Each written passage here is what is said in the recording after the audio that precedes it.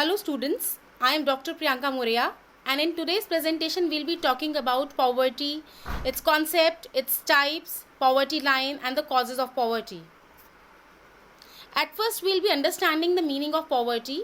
Poverty is basically a state of deprivation wherein a person is not able to afford he is not able to afford certain basic needs such as food, clothing, shelter.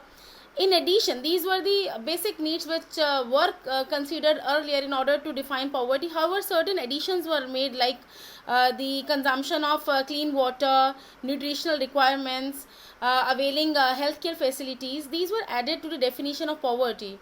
So finally, the poverty definition is as follows.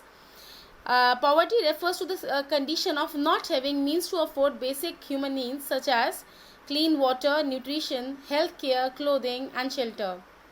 It is when people are deprived of basic needs, which we generally say that we take for granted. We generally know that we have food with us, we can consume it as and when we like. We have shelter with us, we can consume water, we have water facilities available, we have money with us, and we do have comfort good in form of clothes. So the things which we generally take for granted is something when some people are deprived of it and some people are not able to afford them. Those things define the concept of poverty. As in, if a person is not able to afford the basic necessities of life and is not able to afford a standard of living for him or her, then the person is said to be poor. It is a condition wherein a person fails to maintain a living standard adequate for a comfortable lifestyle. According to United Nations, poverty is the denial of choices, opportunities, wherein a person is not living a dignified life. The person is not having any quantum of food to feed himself or herself. The person is not having good clothes, or he is not able to ensure a reasonable standard of clothing for himself or herself.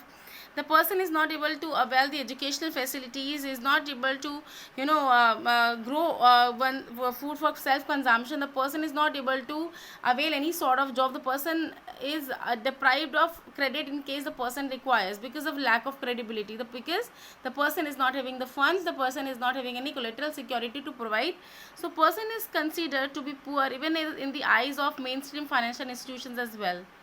So if a person is insecure, if a person feels powerless, if a person feels that he is excluded from the society, and then it becomes susceptible to violence and other malpractices, then a person is considered to be poor according to United Nations. The types of poverty, there are basically two types of poverty. One is absolute poverty, the second one is relative poverty. When a person is in a state of severe deprivation of basic human needs, the needs have, I have already told you that the basic needs like food, clothing, shelter, sanitation, healthy food, sanitation, then nutritional, he is not able to afford the nutritional requirements, he is not able to have clean water. So if a person is not able to get all these things, then a person is said to be under the ambit of absolute poverty. Relative poverty is something wherein a person is considered to be poor in relation to other poor region or nation. Relative means in comparison with. If a person is not having funds in comparison with other person, in comparison with supposingly there is a comparison of northern region and a southern region. If there is a comparison of India versus USA, then if any economy is not having enough resources to fulfill the basic needs, then the economy would be considered to be relatively poor, and it would be considered relatively poor in relation to the economy that is a better off economy.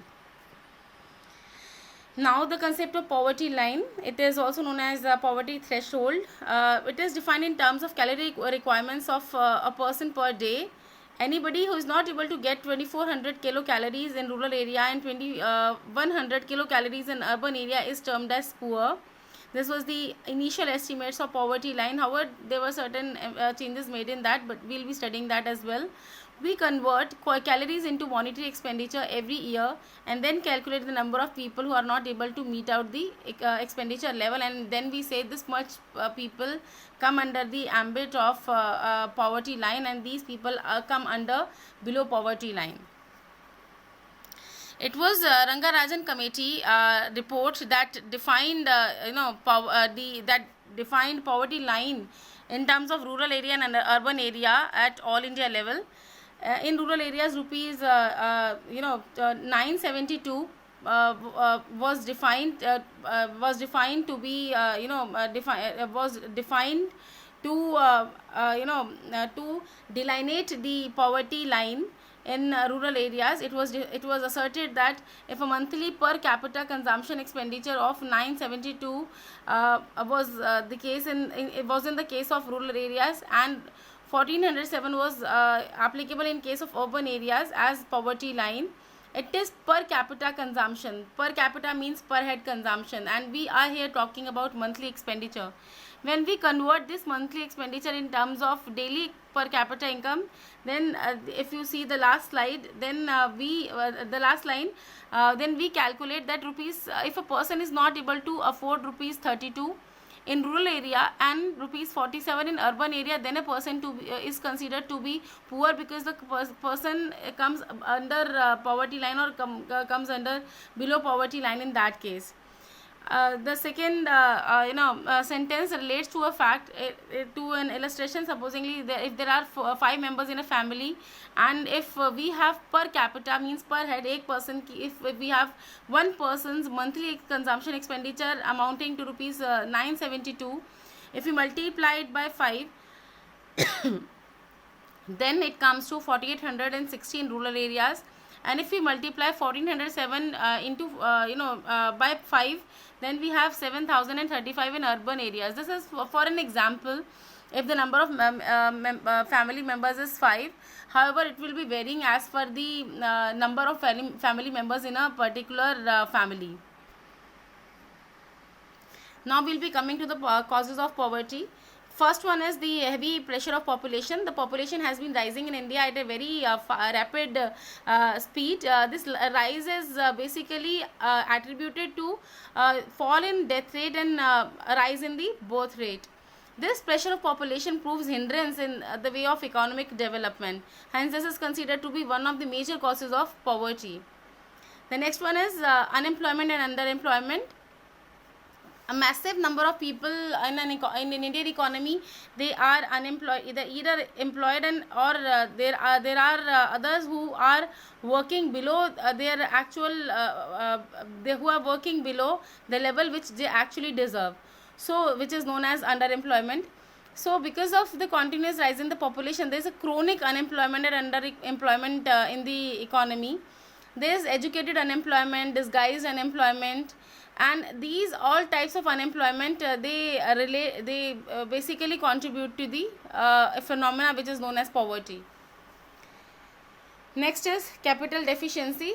Capital is required for setting up any industry, any sort of construction project, or any other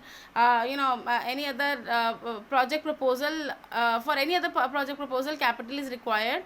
The shortage of capital and the lack of incentive to invest and become extravagant, it creates a hurdle in the development of the economy. So because people are not inclined to set up industry in some areas, because they want to afford a decent and rather handsome standard of living. So this also poses a threat for the economy, because people are not inclined towards investments, and their propensity to invest is negligible or even zero in some cases. Next comes the underdeveloped economy. Indian economy is we call it developing, however it is in reality underdeveloped economy, because there are a lot of loopholes like massive hunger, black money. So we say that it is underdeveloped economy because of low rate of growth, existence of black money, existence of hunger. So these are the main causes of the poverty. Next comes the rise in the price. A steep rise in the prices has also contributed to poverty, because the rise in, as a result of rise in the prices, people are not able to afford a basic standard of living, because they need to pay high, and they need to pay higher and higher, and the result is that they become poorer and poorer day by day. Next is corruption. Whenever an economy has corruption, there is an existence of parallel economy, and there is an existence of parallel economy in the economy. There are huge amounts of money that represent the black money in the economy. As a result, the funds move out from the economy, and they drain out from the economy, and which also contributes to the poverty, because the funds that were kept for the development programs and for upliftment of the poor, they are also eaten up by the unscrupulous and anti-social elements in the economy. The next one is rural economy. Indian economy is basically a rural economy, wherein agriculture has dominance. It has great pressure of population, because income in agriculture is on one hand low, and the second thing is that it is also characterized by existence of disguised unemployment. We require 100 people in order to reap out the benefits of agriculture, but supposingly we have 130 workers working on it. So 30 people who are working extra on that particular agricultural land, they are the surplus labor, and they are reflecting the concept of disguised unemployment. So this is one of the problems that leads to poverty in the economy. The next one is lack of skilled labor. In India, skilled labor is abundant in supply. The unskilled labor is abundant in supply, but as far as skilled labor, skilled labor is concerned, due to insufficient industrial education, training and development programs, the skilled labor, the quantum of skilled labor that we require as compared to the industrial demand, it continues to be low. This is also one of the reasons behind the poverty. The next thing is deficiency of efficient entrepreneurs. We in India have quite able and efficient employers. However, the employers that are ready to put in their efforts, they are ready to uplift the economy, they are a few in number. So people have ability, they have knowledge, but still the efficiency in terms of hard work and perseverance is still lagging. So we say that deficiency of inefficient entrepreneurs also is not able to exploit the people who come as employees in the organization. So it is also one of the major causes of poverty, that the resources that we have remain underutilized or underutilized. The next one is lack of proper industrialization. In India, industrial backwardness is one of the major causes of the poverty. On one hand, we have people who have ability, but they are not able to give the best out of them, as we have the deficiency of efficient entrepreneurs. On the other hand, we have industrial backwardness, in the sense that we are still happy with the primitive measures and primitive procedures that were being carried out. So we are still going with the labor intensive industry. So this is also one of the problems that also leads to poverty. The next thing is the social institutions that are required in order to that are required to uplift the society, they rather deteriorated. These include the caste systems, law of inheritance, succession. All these laws should rather consolidate the economy, but they are outdated and they have become obsolete. These also hamper the growth of the economy, because people have become outdated with these transitions, and they don't want to come out of it. So these are the institutions which are also posing a big threat for the economy, and are also contributing to the poverty in the economy. Then improper use of natural resources. We have in India natural resources like iron, coal, manganese, etc. But the utilization for them is not up to the mark, and these resources are not put into the proper use. So again it contributes to the poverty, because people have there are people in the economy, but still we don't utilize those resources and they remain poor.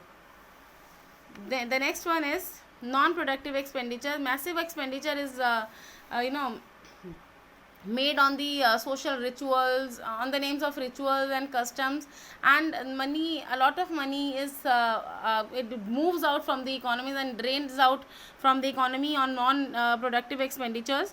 So this also contributes to the poverty, because this money could have been spent for the upliftment of the society, which actually is drained out on different customs and for the purpose of executing various rituals. So these things also contribute to the poverty.